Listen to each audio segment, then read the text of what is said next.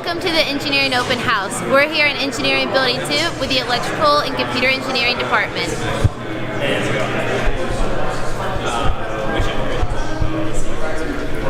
Hi guys, can you talk a little bit about what you're doing?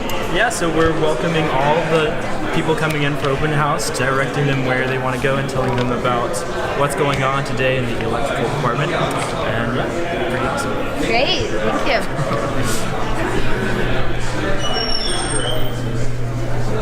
Here we are with our senior, Emily. Emily, what are you doing today? I am showing off the mechanical side of our makerspace. Come on in.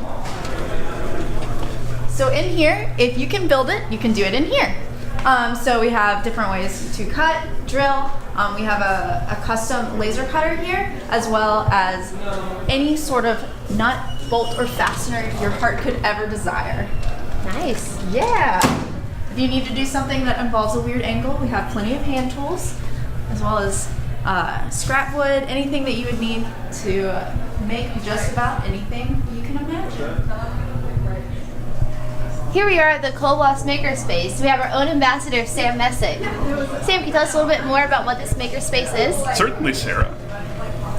Inside of our makerspace, we have equipment ranging from test equipment to prototyping breadboards to circuit components, all the way up to manufacturing your own surface mount device circuits and making 3D print models to surround them. We also have soldering facilities in here, helping hands, and laptops for each student to use for their projects. We also have connecting wires, screwdrivers, and other mechanical components that students might need to manufacture these products as well, and safety equipment to make sure that everybody does so safely. Great, thank you. Here we are in the Troxer Senior Design Center. Senior Design is a 2-semester-long group project that you'll be able to do your senior year in the ECE department. While you're here, you'll be paired up with some sponsors. This can be Duke Energy, or it can be with NC State. What I'm working on right now is a PCB for a renewable energy battery monitoring system. Right now, we have our final senior design day at the end of April, so students are really getting to work in the lab. Here in the lab, we have different soldering machines. You also have wires up here, anything that you could need. We have our own reflow oven. And then over here, you'll see some of the other projects that students are working on this semester. Hey Thomas, can you tell me a little bit about the Freedom Center? So the Freedom Center, we work with the future of the power grid. We are basically working on enabling technologies that will allow us to have a decentralized power grid with communications integrated and solid state devices, and this is our vision for the future of power, essentially. It's a series of interconnected, direct current microgrids that can talk with each other and dispatch power without a centralized control from like Duke Energy, a power company, something like that. Great, thank you. Here we are with Jake from Underwater Robotics. Jake, can you tell us a little bit more about what this is? Yeah, so we are the Underwater Robotics Club. This is our underwater robot. So we make it for the RoboSub International Competition hosted out in San Diego. It does a variety of tasks based on computer vision, passive acoustic system, stuff like that. Interdisciplinary team of electrical, computer, mechanical engineers do things like fabricate the robot, design PCBs, and write mission software. Oh yeah. But how do like get that? So, what is EcoPRT? So EcoPRT was conceived of a few years ago with the problem of getting back and forth between main campus and Centennial campus. You take the bus, it might take 30 minutes or more, and what we thought is, well, there's a better way, and that better way here is in the form of a smaller autonomous vehicle that sits just 2 people, so it can go from point A to point B without stopping. And it's immediately available, so you simply get in and you go. And we've had a variety of students, electrical engineering, mechanical engineering, civil engineering, and design, who built this vehicle from the ground up, did the programming for it, and now it can drive autonomously and detect obstacles. Great. Thanks for watching. Stay tuned for the ECE info session and more coverage on some of the research projects we're doing here. Electrical and computer engineering opens the door to absolutely anything in the world you may want to do or know. To me, ECE is everywhere. It's in the power plants, it's in the computers, it's in everything that we use. ECE to me means solving the problems that are hard to solve. To me, it's the best combination between hardware and software. To me, ECE means designing printed circuit boards to sense torque on aircraft. To me, electrical and computer engineering is the only meaningful contribution that we can do to society as engineers. So to me, it's the happy place where software meets hardware. A degree in ECE is an all-encompassing enabler. There's no better way to empower an individual to both understand the world's core principles and affect change at a rapid pace. And that's why ECE is very important to me.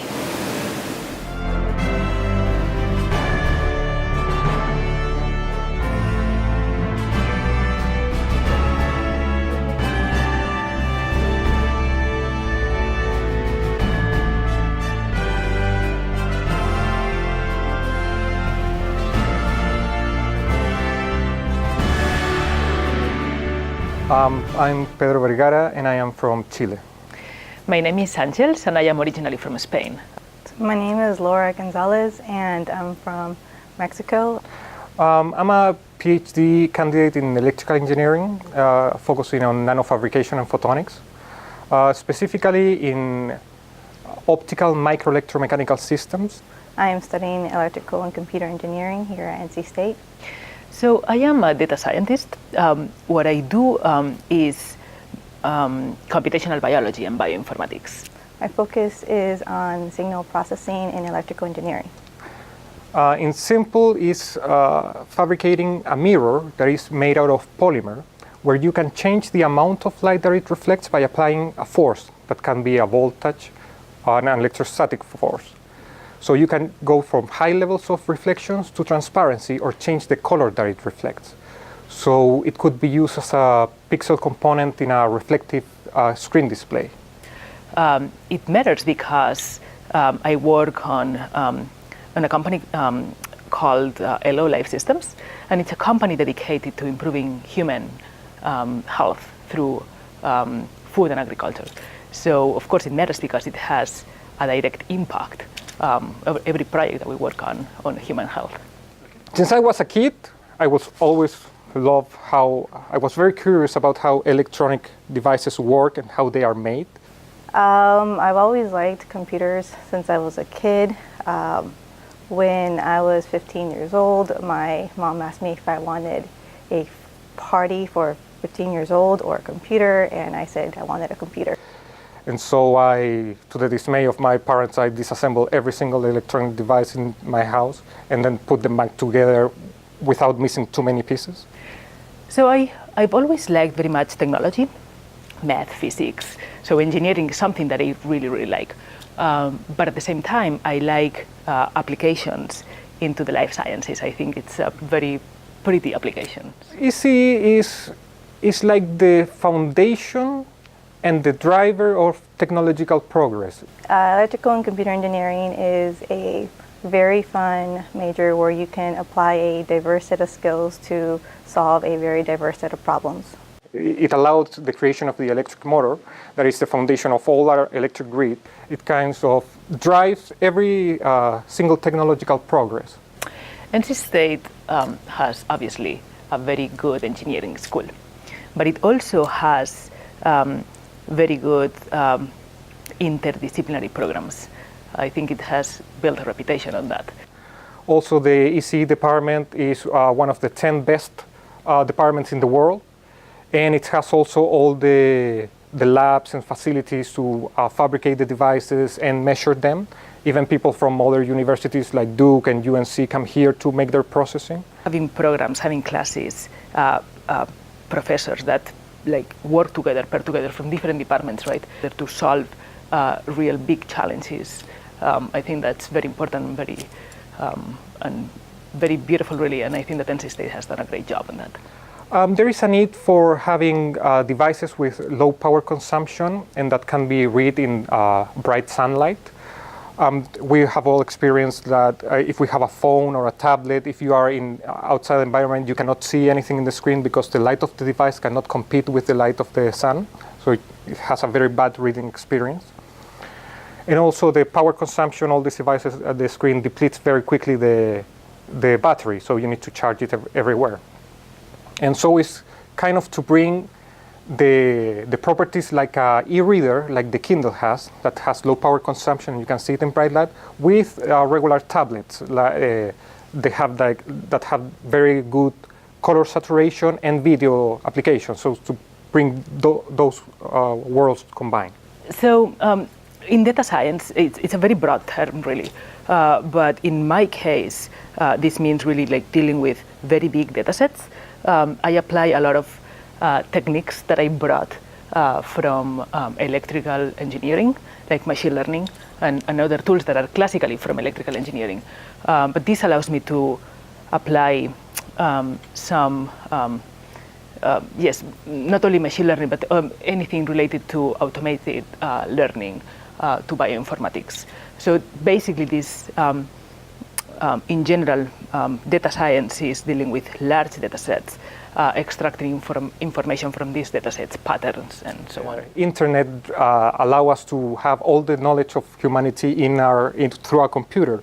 And now all the social changes are enabled by the phone, by the smartphone, because you can see everything that is happening in the world in your hand at every single moment. So if I could be part of the people who improve or invent this kind of devices, that would be very fulfilling. My name is Edgar Louboutin. I'm a faculty here in the Department of Electrical and Computer Engineering department. And here what we have is our research expo, where we have undergraduates and graduate students talking about the different projects related to research. So we're going to start by talking about one of them in particular. So here's Jeremy, and he's going to tell us about what he's working on. Please introduce yourself. Hey, so I'm Jeremy Coleman, PhD student under Dr. Louboutin. One of the projects that I'm working on is the Kinema project. iBionics Lab is talking about that, so I'll be talking about another project for you guys. This is the Husky project that we have over here. And what we're interested in is autonomous monitoring of construction sites. So what we have is a ClearPath Husky platforms, four-wheel drive robot that has a stereoscopic SAD camera here, LiDAR here, GPS module here, and it's not in there right now, but we also have an IMU that's mounted in the big chassis. Everything is powered by a 24-volt battery. We're using a Jetson to handle the image processing. We have a Raspberry Pi that has ROS on it, handling the motor control for the actuators. So I have a video for you guys, and I'm going to start to just show you the video.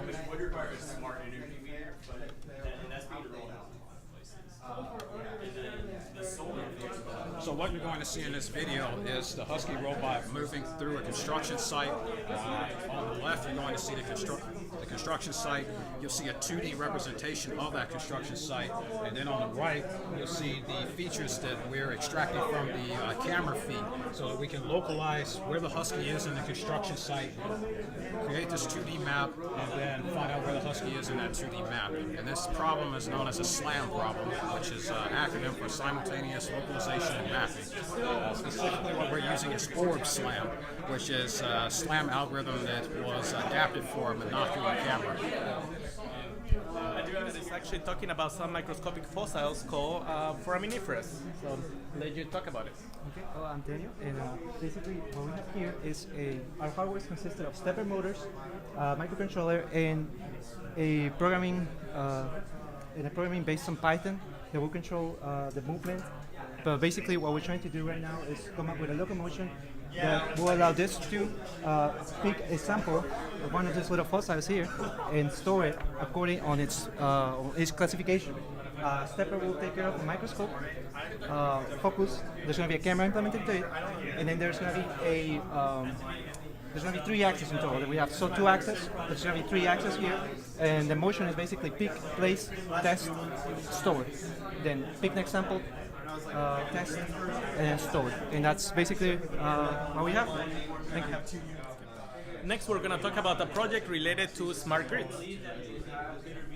Hello, this is Great Works Lab. So we are doing the energy analytics for a smarter energy future. And here is our works. We got the smart meter data and we do the load disaggregation to reveal how much the baseline energy it is and also how much the cooling, heating, and the water heater energy is. Then we reveal the energy, how much is used by the HPC here, and also we replace the old appliances by the new one to find how much energy it can be saved. Then we built on solar PV panels for these buildings. We found out that it needs 21 PV panels to make the energy from the grid is net zero. So this is my work, and also my work of Michael. Sure. And so on my side, a lot of what I was dealing with was creating a solar array and energy storage sizing tool. And so as you can see, what this takes is it takes a lot of input on your rate structure, as well as load information for the house that you're sizing PV for, and solar information for that house. And then it runs through thousands of simulations for a variety of solar array sizes and energy storage sizes. And it will provide the optimum size of solar arrays and energy storage that will provide the best financial returns in the future. Next, we're going to be talking about the Cyber Cockroach project, or the Biobots.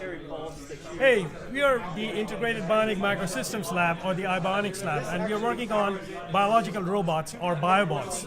So the work with biobots deals with search and rescue. Imagine a building collapses due to an earthquake and survivors get trapped underneath rubble. We are finding out ways by means of which we can rescue those survivors. So these roaches have amazing navigation and locomotor capabilities, and we are borrowing these technologies from nature. And we are using these roaches as beasts of burdens, where we employ our electronic backpacks on the roaches and implant electrodes into their antenna. So for these roaches, if we stimulate their antenna, for example, stimulate their right antenna, they think there is an obstacle to their right and they turn left. In this manner, we can control their direction of locomotion. So after we gain control of the direction of locomotion, we can send in a large number, a swarm of these roaches in the under rubble area, and with onboard sensors like microphones and buzzers, we can determine their relative positions, and that will help us pinpoint the location of survivors. Information that we can share with first responders and help them save crucial time. Hello everyone, my name is Edgar Louboutin and I'll be talking to you about the Electrical and Computer Engineering department. So let me first tell you a little bit about myself. So as I mentioned, my name is Edgar Louboutin. I'm actually originally from Peru, South America. I came here to the States when I was about 15 years old, finished up my high school over here, went to undergraduate in electrical engineering and mathematics at Seattle University. And then from there, after getting my bachelor's, I decided to go for a PhD, and I went to Berkeley for that, started in mathematics, and then I switched to electrical engineering. And after I got my PhD, I actually moved to North Carolina, where I got a postdoc at UNC Chapel Hill, so I was there for a couple of years. And since then, that was around 2011, I became a faculty here at North Carolina State University in the Department of Electrical and Computer Engineering. So it's my pleasure to be here. And now what I'm going to do is I'm going to show you a little video that is going to give you a brief overview of what the department is about.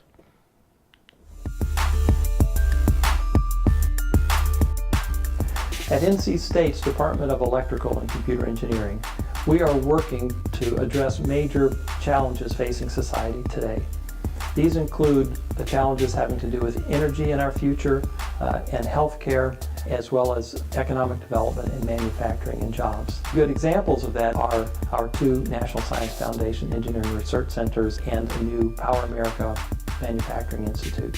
I think the NC State students that we've had in the past as interns, as well as our full-time grads, they're just very well-rounded. They have a good, strong technical background, but they bring a lot of soft skills as well.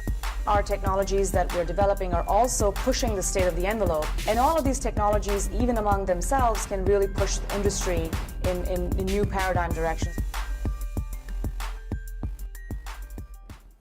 Well, welcome to ECE.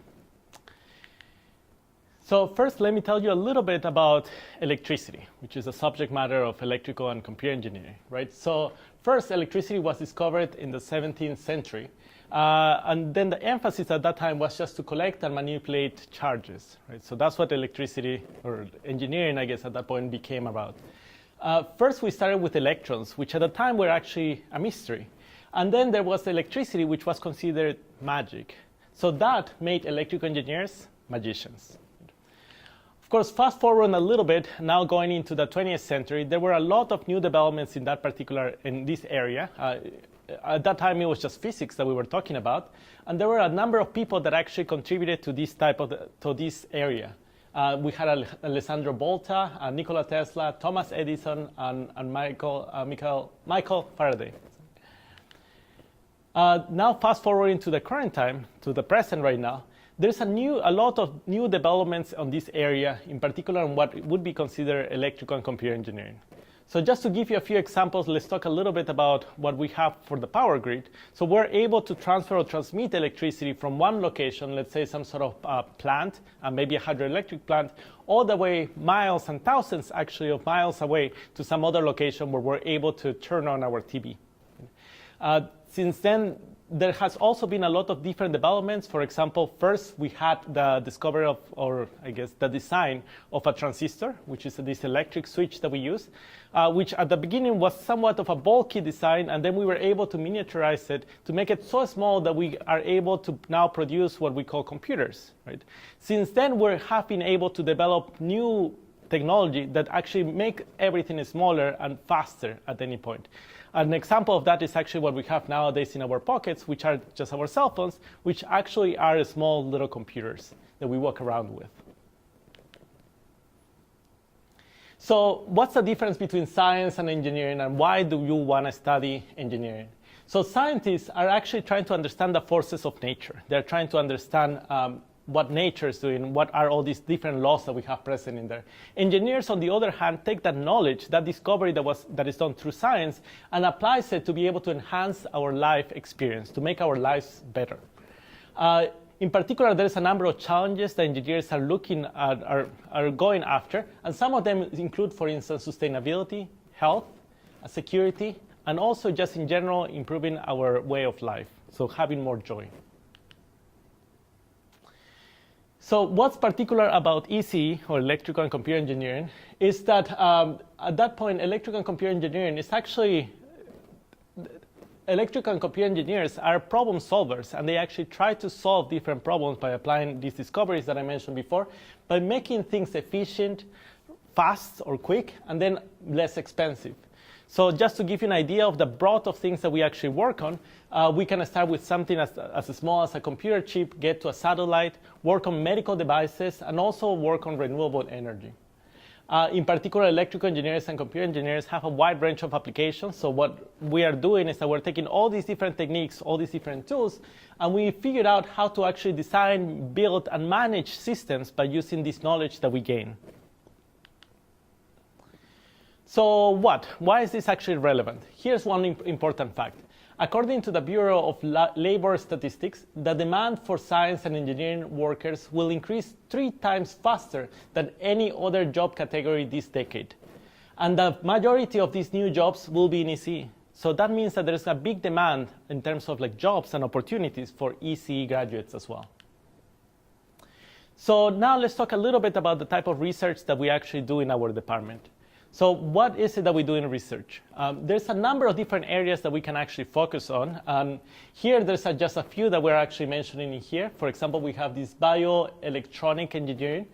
We have networking, computing, signal processing, robotics, mechatronics, power systems, computer architecture, you name it. So these are just some of the things that we can actually do in terms of research. So here's just some particular keywords that are often associated with electrical engineering. So here we have, for instance, medical applications, solar panels, cars, vehicles, nanotechnology, photography, air pollution, imaging, stereo, so on and so forth. So as you can see, there's a breadth of different applications associated with electrical engineering.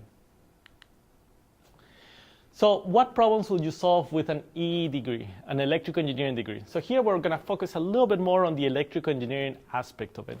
And as you can see, what I'm going to present to you is basically some of the examples or some of the tasks or challenges that an engineer, in particular an electrical engineer, would aim to solve. So here's one of them. Will you be able to reduce pollution by developing efficient electric cars? We actually have a center, NSF center that I'm going to talk about in a little bit, that has some of this emphasis. So we're potentially trying to make our system or our environment healthier. Will you help poor villages obtain powers for water treatment, food, and medical storage by designing durable solar cells? Right? That's potentially another important challenge. Will you bring nations closer together economically and culturally with sophisticated computer networks? So that's something that we actually experience nowadays all the time. This is basically our internet, our cloud that is happening out there that is able to connect all different nations of the world. We are able to share information, but not only that, but keeps us communicated by using different types of social media as well too. Will you save people's life with medical imaging? So imaging, for instance, optics in general, and even image processing algorithms are some of the things that electrical engineers also work on. Would you make transportation safer with advanced vehicle control systems? So nowadays, for example, there has been such a big interest on autonomous vehicles. So we're talking about making our systems or our vehicles actually smarter. We're not just talking about the control aspect of it. So basically, how do we tell the system to be able to behave in a particular way? How do we set those rules? But we're also talking about how can the system, in this case our vehicle, becomes more aware about what's happening around it, right? It needs to understand that there's pedestrians, there's people in bicycles, there's other vehicles, and things are actually dynamically changing all the time, and it needs to be able to predict what is it that's going to happen at any given point. So at the end of the day, what's important is essentially what is it that excites you, right? So what is it that drives you, and what is your challenge or your particular objective to be able to become, to overcome. Now let me tell you about two particular centers that we have in terms of research. So these are the research that we do in our university. We are actually one of the few universities that has ever had two NSF research centers active at the same time. So this is one of them. It's called the Freedom Center. This one is actually dealing mostly with what is called the smart grid. So the smart grid is this collection of all these different homes, all these different units that can actually produce electricity. But these are not the standard power plants that we may be thinking of. It may be actually a collection of also some more dynamic or renewable source of energy, like solar panels or wind farms, so on and so forth, which give you electricity or power, but they actually fluctuate over time. So in order to accommodate for all these different type of fluctuations, then what needs to happen is that our power grid, our smart grid, need to be able to be efficient at determining how to route this information or this energy, and also needs to be very smart about this, of course. Then there's this other center that we have, which is called the ECE Center.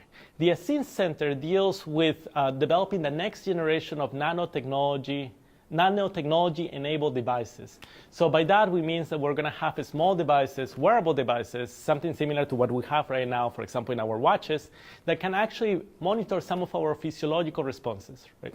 We may be talking about respiratory rate, heart rate, maybe some sort of indicator about some condition that we have, either heart condition, respiratory, maybe something like asthma, for instance, diabetes, you name it.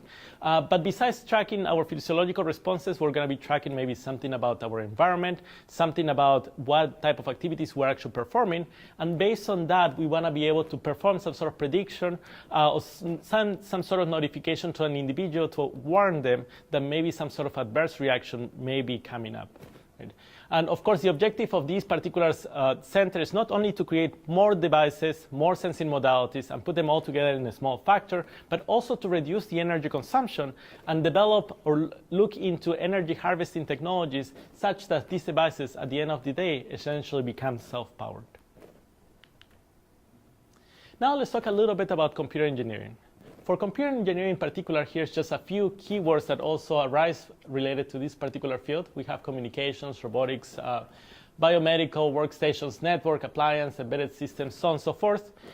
So just to differentiate a little bit electrical engineering from computer engineering, so computer engineering is going to focus a little bit more on the hardware aspect of it, but also on the software aspect and how does the hardware and the software integrate together, right? So we're talking about computer systems, and we are also talking about maybe like smaller devices that are going to be able to do some sort of processing, and that's where the embedded systems come into place, right? So there's the hardware and the software, but also their particular integration at any given point. So that's what you focus on. Now, once again, what type of problems are you going to be able to solve with a computer engineering degree in this particular case? Here's just a few, just name a few. Will you find a needle in the haystack of the world's vast online resources of knowledge using computer networks? So here we're thinking, for instance, of these really big computing resources that we have that often we refer as high-performance computing, sometimes supercomputers, that allow you to search through tons of data to be able to identify a particular pattern that may be useful for a particular application. And we'll see an example in a second.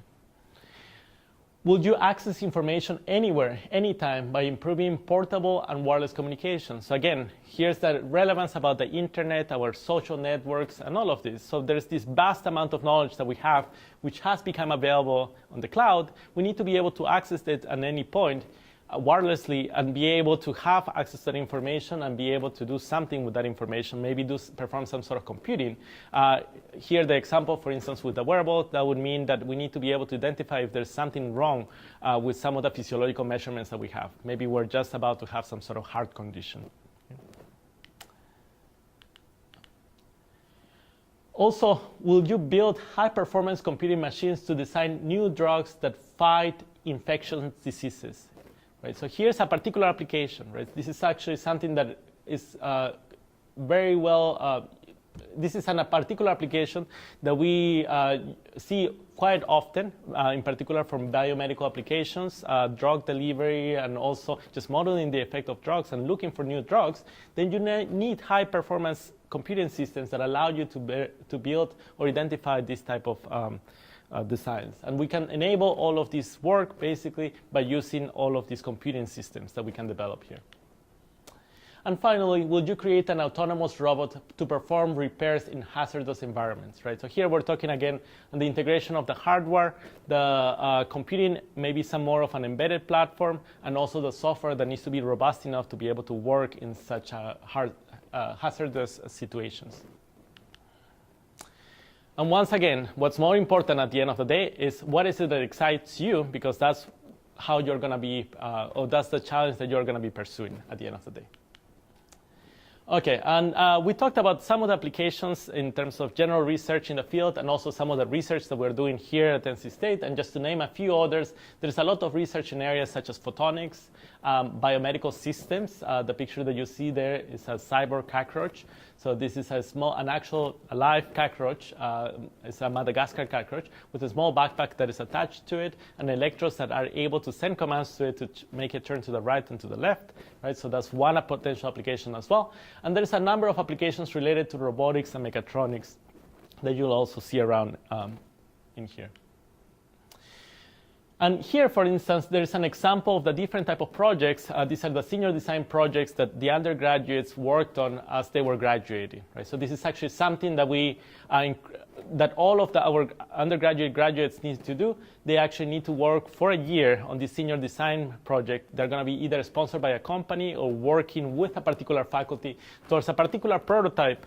And they're going to go through the entire phase of determining basically what are their requirements for the particular design to the point that they're actually able to build those prototypes and demo them in this senior design day. And these are some pictures of some of these events that we have here. Okay, so what about career opportunities in general? So as you can imagine, of course, somebody with an electrical and computer engineering background is going to get a job in that particular field with that particular label as an electrical engineer. And actually, starting salaries, of course, at this point, we're looking at salaries above $66,000 just to get us started. But there's also other opportunities. Somebody with an engineering degree, in particular electrical and computer engineering, can find positions in different type of areas. So here's just to name a few. So for instance, they could find a position on a business or management company, for example, or just assuming a management role. They can go, of course, into academia by pursuing higher degree. and then going into academia. They can work for or look into patent law. Of course, there's a few of them that actually go into become medical doctors as well. There's people that actually just go into politics and public policy, right? So this just opens a door for different type of fields for any individual. And in terms of recruiting efforts, our graduates actually go and find jobs in a number of different companies. Here's just a list of some of them that have actually even come over here, and sometimes they have recruiting events in our own campus, or our students, of course, they can always go and apply to some of these locations. So just wanted to share some of those companies in here as well too. Some of them, of course, they're local, for example, SAS and Red Hat, and we have some local places as well, like IBM.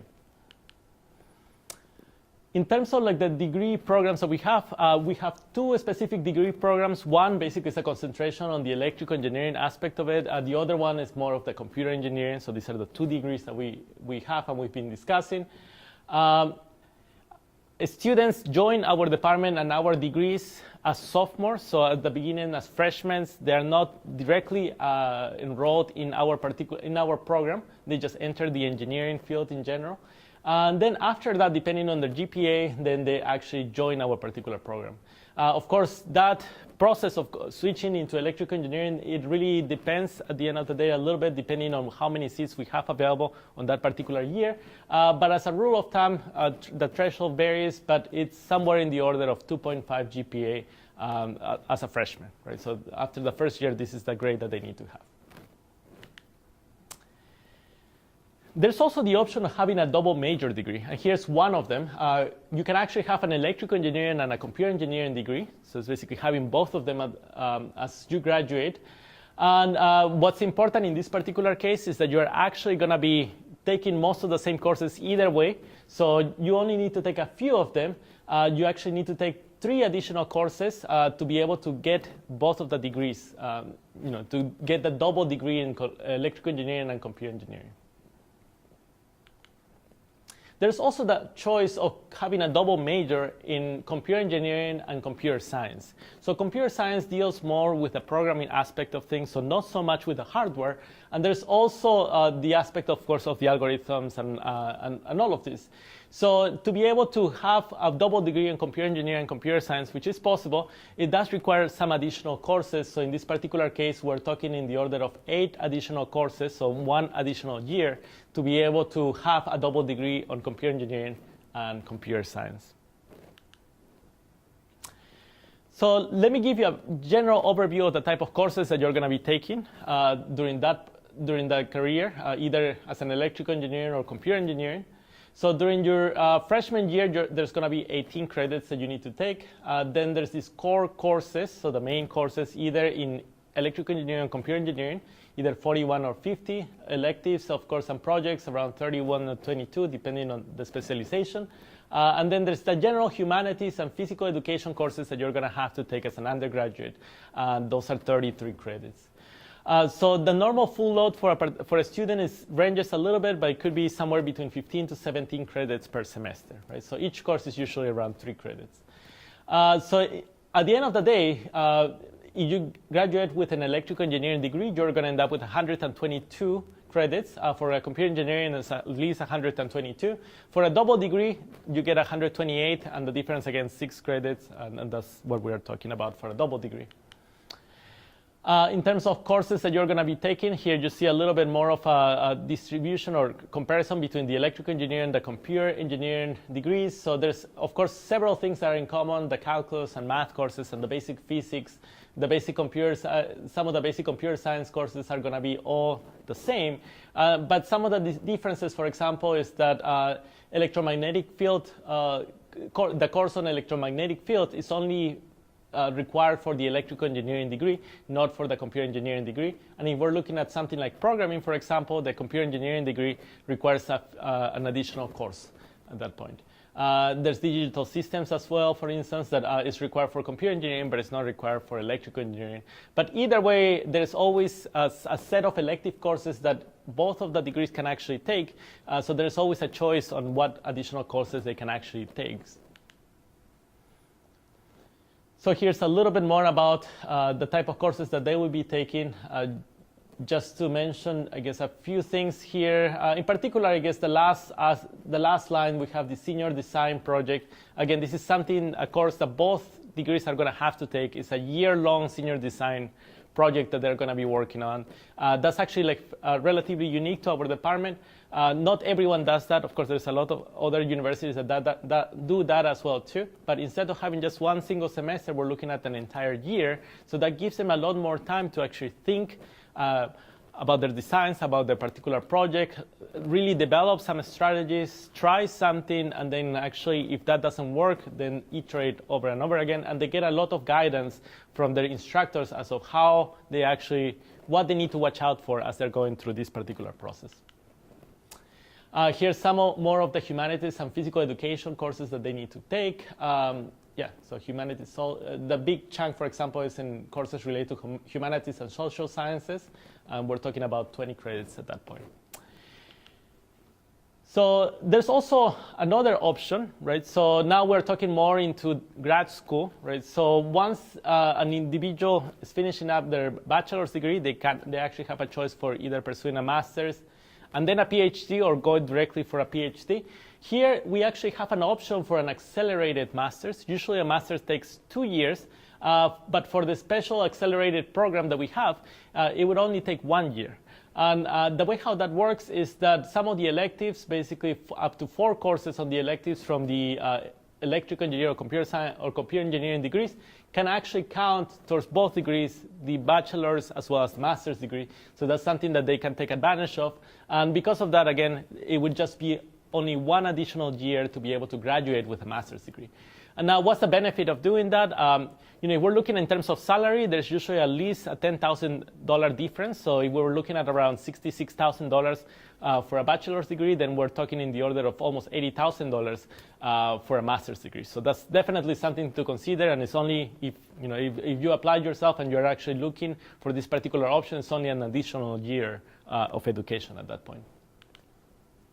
Of course, as I mentioned, there's also other graduate program options, and one of them, besides a master's, is a PhD, so the doctorate degree. We have options on computer engineering as well as electrical engineering for the PhDs, and also we have an additional option on the master's for computer networking. In our graduate program, we have over 800 graduate students. All of our faculty, well, a lot of our faculty are award-winning faculty, which gives them access to like top problems and research problems that they're actually working on. These faculty also bring over $10 million in research funding each year. And that offers, of course, a lot of opportunities for people doing research, but also even for undergraduates to participate on this type of research, which is something that we also see within our university. And hope that was actually useful and you get an idea of what engineering and electrical engineering and computer engineering is actually about and what actually our department has to offer for you. Thank you.